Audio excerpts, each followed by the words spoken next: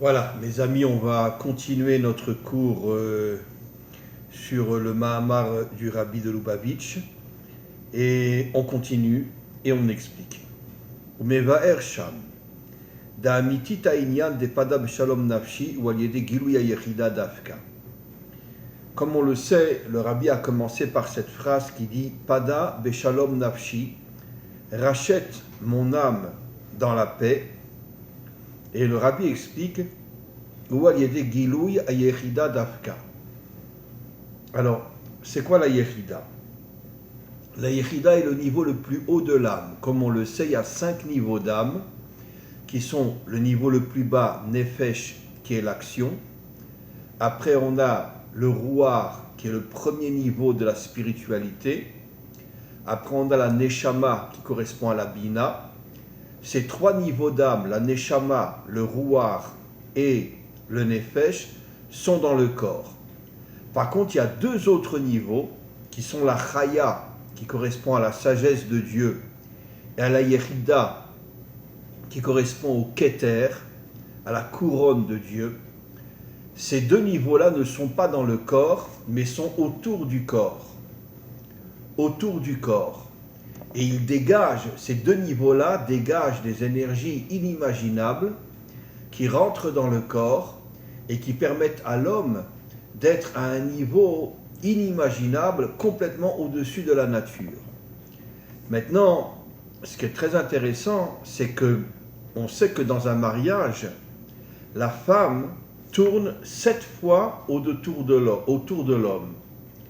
Elle tourne 7 fois autour de l'homme, et le chiffre 7 correspond à la Malchut, et on sait que la femme authentique, est au niveau du Keter, au niveau de la couronne.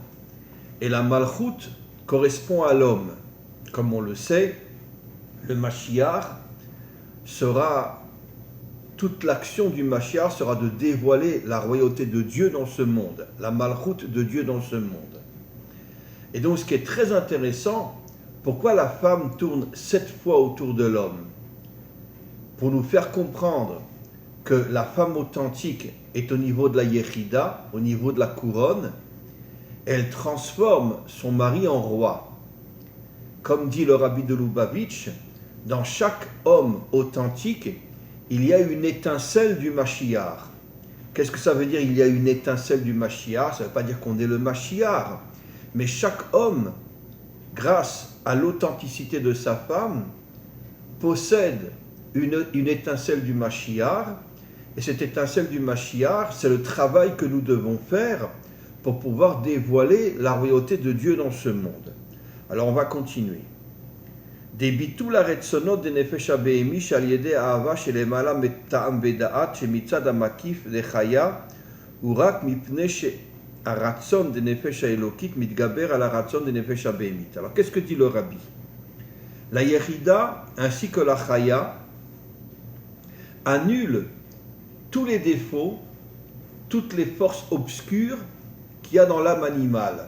Comme on le sait, on l'a déjà expliqué, que l'âme animale, quand elle se déconnecte de l'âme divine, à ce moment-là, elle tombe complètement dans toutes les fautes de ce monde, et c'est la raison pour laquelle elle est appelée l'âme animale, comme dit le Baal HaTanya, qu'un homme qui se déconnecte, qui déconnecte l'âme animale de l'âme divine, eh bien, il devient un animal, ça veut dire qu'il n'est intéressé que par le plaisir de ce monde, l'argent, la corruption, la débauche, etc., comme un animal. Et heureusement, quand un homme est connecté à la Yechida, à ce moment-là, il purifie, il nettoie son âme animale, des bitul haretzonot de nefesh habehemi, ça veut dire que tous les désirs de l'âme animale sont annulés, grâce à l'amour que Dieu envoie à travers la Yechida. Il envoie cet amour qui est au-dessus de la compréhension. Les malam mitam vedat, ça veut dire qu'en vérité que l'homme dans ce monde a une intelligence, dans le bien comme dans le mal.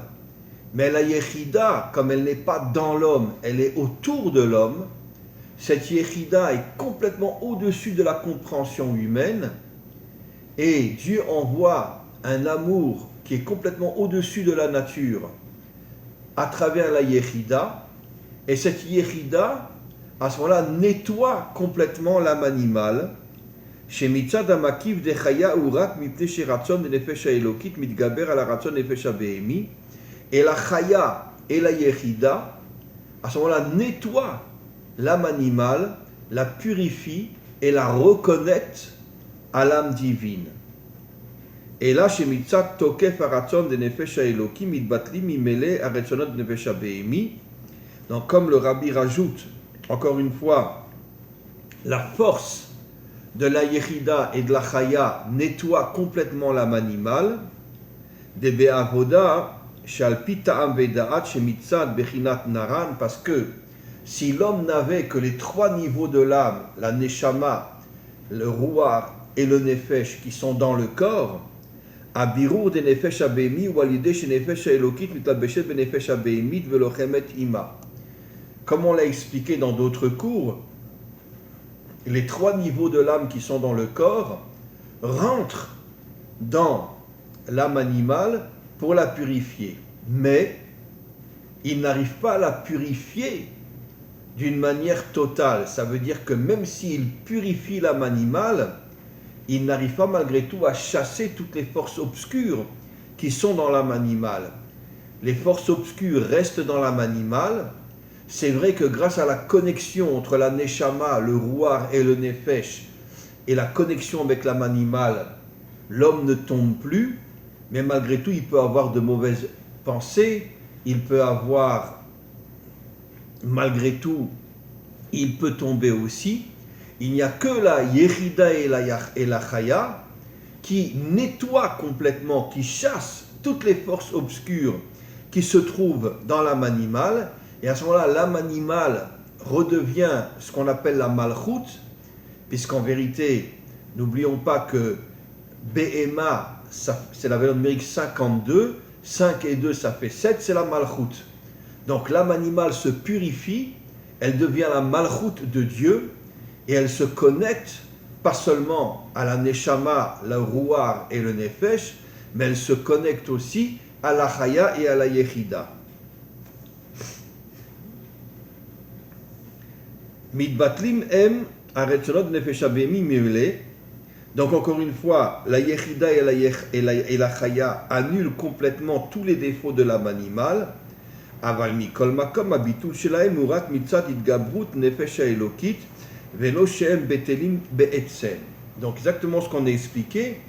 Si l'homme ne se connecte pas à la Chaya et la Yechida, il ne se connecte qu'à la Neshama, le Ruach et le Nefesh, il y aura une connexion entre l'âme animale et les trois niveaux d'âme qui sont dans le corps, mais malgré tout, l'âme animale, comme le dit le Rabbi, ne pourra pas, on pourra dire, chasser toutes les forces obscures qu'il y a en elle, et donc il pourra encore avoir de mauvaises pensées, et peut-être même tomber aussi.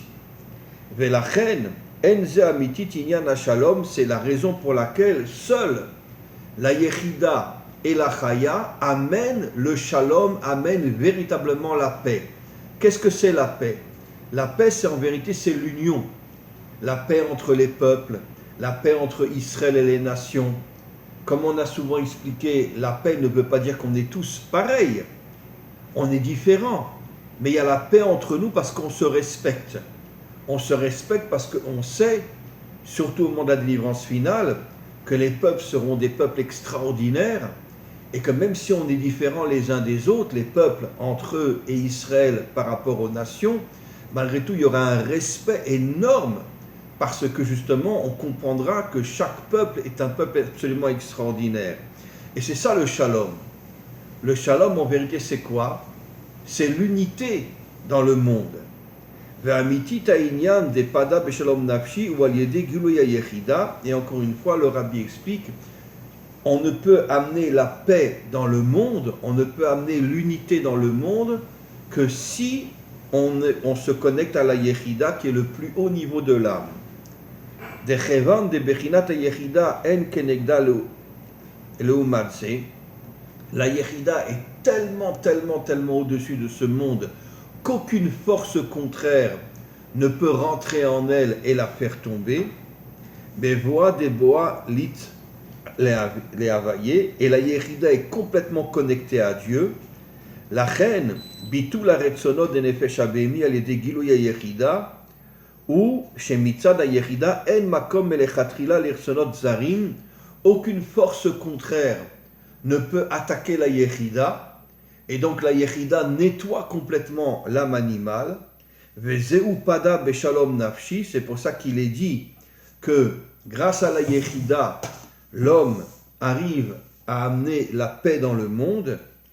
Qui berabi mayu imadi, et à ce moment-là, tous les peuples se connectent à Israël, tous les peuples entre eux font la paix, tous les peuples se connectent à Israël. C'est pour ça qu'il est dit berabi mayu imadi, ça veut dire que toutes les nations se connecteront à Israël, Israël se connectera aux nations, et les nations entre elles se connecteront les unes aux autres. De berabi mayu imadi utaam al pada beshalom nafshi, ça veut dire que la paix entre les nations, c'est justement le shalom qu'il y aura dans le monde, qui a avoda de berabi mayu imadi itorerut vegiluya yechida, car l'unité entre les peuples se passera grâce à la connexion, pas seulement d'Israël, mais tous les peuples se connecteront à la yechida, et à ce moment-là, la yechida enverra un amour inimaginable de Dieu dans tous les peuples, et il y aura une paix inimaginable au moment de la délivrance finale entre les nations et Israël, al-yede giluya yechida, grâce au dévoilement de la yechida, abdiya de nefesh eloki ibeofen de shalom, et il y aura la paix dans le monde, pada beshalom nafshi, ça veut dire que nettoie mon âme animale et on arrivera à la paix. Alors je voudrais maintenant, sur ce texte-là, expliquer des notions très importantes. On sait que finalement, le seul qui va véritablement arriver à se connecter à la yechida, c'est en vérité le Mashiach. Pour l'instant, la grande majorité des hommes tombent dans le Nefesh Abémi et se déconnectent complètement de l'âme divine. C'est ce qu'on appelle la laïcité. Et donc la laïcité, comme dit le Baal HaTanya, ce sont des animaux qui ne pensent qu'au plaisir immédiat. C'est ce que le Baal HaTanya dit. Et donc c'est la raison pour laquelle, comme j'ai déjà expliqué, les animaux ont été créés le 5e jour et le 6e jour. Et nos maîtres nous disent que les animaux qui ont été créés le 6e jour, c'est en vérité des êtres humains qui sont déconnectés de l'âme divine et qui tombent dans l'animalité complètement. Et qui ne cherchent que le plaisir. Un homme authentique peut arriver, si c'est un homme vrai, un homme authentique peut arriver jusqu'à la Neshama. La Neshama est au niveau de la Bina. Mais la Neshama reste dans le corps. Et comme la Neshama reste dans le corps, et que le corps est infiltré par le serpent, bon, c'est un code bien sûr, le serpent c'est toutes les forces obscures qui essayent de pourrir le corps afin de le faire tomber complètement, même si l'âme animale, la Neshama, le Ruach et le Nefesh se connectent à l'âme divine, comme on l'a expliqué, c'est impossible de nettoyer complètement l'âme animale. Ça veut dire que s'il y a une connexion authentique, peut-être que l'homme ne tombera plus, mais il aura toujours malgré tout de mauvaises pensées, il aura toujours malgré tout des fois des chutes, parce que les 3 niveaux de l'âme qui sont dans le corps sont d'une certaine manière, eux aussi, on pourrait dire, eux aussi sont abîmés par toutes les forces obscures qui sont dans le corps, puisque ces 3 niveaux de l'âme sont dans le corps aussi. C'est pour ça que le Mashiach lui-même va arriver à se connecter aux 2 niveaux qui ne sont pas dans le corps, donc qui ne reçoivent pas des forces impures, les 2 niveaux qui sont autour du corps et qui dégagent des énergies dans le corps qui nettoient complètement l'âme animale. Et c'est la raison pour laquelle, encore une fois, le Mashiach, lui, va se connecter à la Chaya et la Yechida. Quand le Mashiach se connectera à la Chaya et la Yechida, c'est pas seulement lui qui sera connecté à la Chaya et à la Yechida. L'une des premières choses qu'il fera, c'est de faire descendre la Chaya et la Yechida dans l'humanité tout entière. Pas seulement dans le peuple juif, mais aussi dans les nations adamiques, qui sont des gens absolument extraordinaires, qui feront une teshuva inimaginable et qui se connecteront eux aussi à la Chaya et à la Yechida et qui nettoieront leur âme animale. Alors maintenant, ce qui est très très intéressant, c'est que, je l'ai déjà expliqué, quand tu prends le mot Mashiach, tu prends le Mem et le Shin, ça fait Shem, le nom, et après Mashiach, Chet Yud, Chaya Yechida, la sagesse et le Keter. Et qu'est-ce que cela veut dire?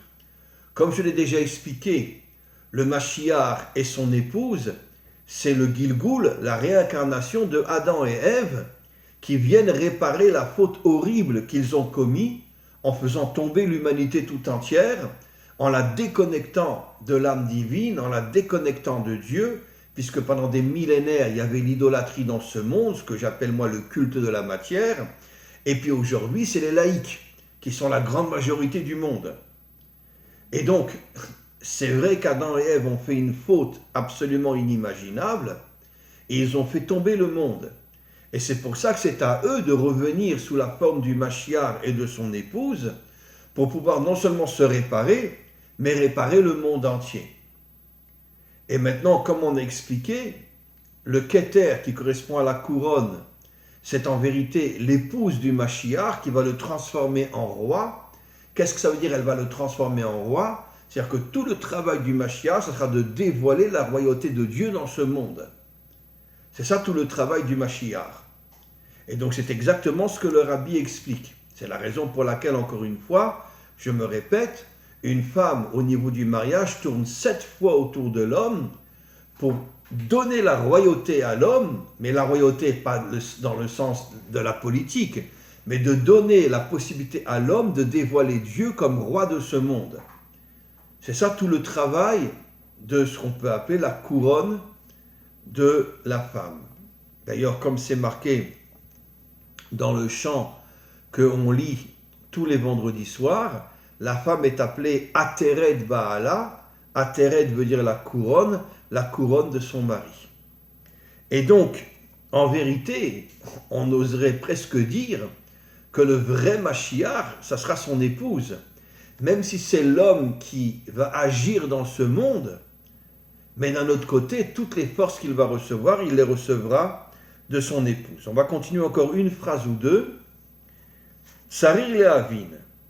Dechevan shal yede gilui hayechida en makom le menakdim. Quand la yechida se dévoile, elle se dévoilera d'abord au niveau du Mashiach.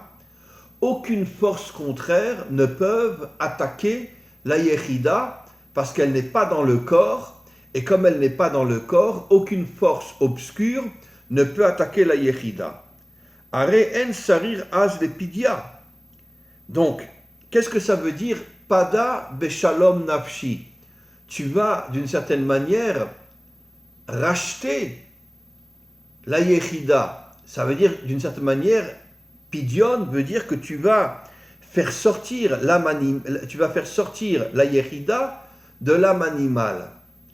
Mais le rabbi pose une question, mais pourquoi on dit qu'on va nettoyer l'âme animale, qu'on va nettoyer la yechida, puisque la yechida, de toute façon, ne peut en aucun cas être attaquée par les forces obscures.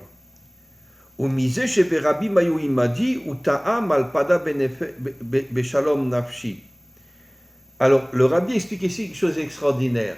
En vérité, il y a un réveil chez les nations adamiques aujourd'hui extraordinaire. Moi-même, j'ai des milliers d'élèves qui sont des adamiques, qui sont des gens à pleurer, tellement ce sont des gens qui connaissent la Torah, qui expliquent des notions inimaginables, des gens absolument incroyables, ce qui prouve qu'il y a un réveil au niveau des nations aujourd'hui. Je parle des Bnei Adam extraordinaires, mais c'est vrai que la majorité des Bnei Adam sont encore complètement laïcs.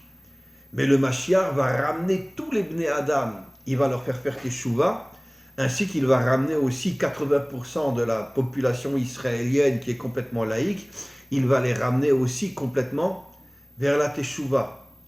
Alors maintenant, on comprend ce que dit le rabbi. À partir du moment où la grande majorité des nations adamiques sont tombées complètement dans la laïcité, y compris le peuple juif, 80% si pas plus sont complètement laïcs aujourd'hui, il y a une chute inimaginable, comme disent nos maîtres que juste avant la délivrance finale, le monde entier va complètement tomber. On peut comprendre pourquoi, malgré tout, la Yechida n'arrive pas à se connecter au corps. Parce qu'il y a tellement de forces obscures qui sont dans le corps, que seul le Mashiach arrivera à se connecter à la Yechida et à nettoyer son corps, nettoyer le corps de sa femme, et à ce moment-là, devenir le Mashiach lui-même. En commençant d'abord par se nettoyer lui-même.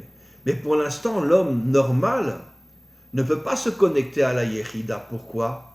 Parce qu'il a tellement de forces contraires dans son corps, même s'il se connecte à la Neshama, qui est la Bina, malgré tout, la Neshama est dans le corps et elle reçoit malgré tout des influences énormes de toutes les forces contraires qui sont dans le corps. Et parfois, l'homme peut tomber. On a le cas dans la Gemara, je l'ai déjà cité, d'un homme qui était un homme incroyable. Après, on l'a appelé Acher, l'autre, on ne voulait plus donner son nom, mais qui est complètement tombé.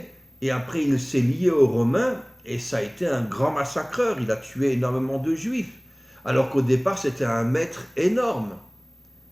Mais il est tellement tombé que finalement, il s'est lié aux Romains, et il a tué des enfants, il a tué des rabbinim, etc. Donc on voit que l'homme peut tomber. L'homme peut tomber. Et s'il ne tombe pas, il aura au moins de mauvaises pensées. Parce que ces 3 niveaux d'âme qui sont dans son corps sont influencés par toutes les forces obscures qui sont dans le corps aussi. C'est pour ça que la seule possibilité d'amener la délivrance dans le monde, c'est justement de se connecter à la Yechida. Les 2 premiers qui vont le faire, ce sera le Mashiach et son épouse, et après, ils feront descendre la Yechida dans l'humanité tout entière. Je parle des Bnei Adam dans un premier temps, puis après, dans le reste de l'humanité. Voilà mes amis, on termine ce cours, on continuera la prochaine fois, un cours absolument extraordinaire. Et Be'ezrat Hashem, merci au maître du monde de nous donner un maître comme le Rabbi de Lubavitch. Merci. Je vous avoue franchement que j'ai les larmes aux yeux quand je lis ces textes-là, qui sont des textes d'une puissance inimaginable. Merci au maître du monde de nous avoir donné des maîtres aussi grands que le Rabbi de Lubavitch. Amen, amen, ve amen.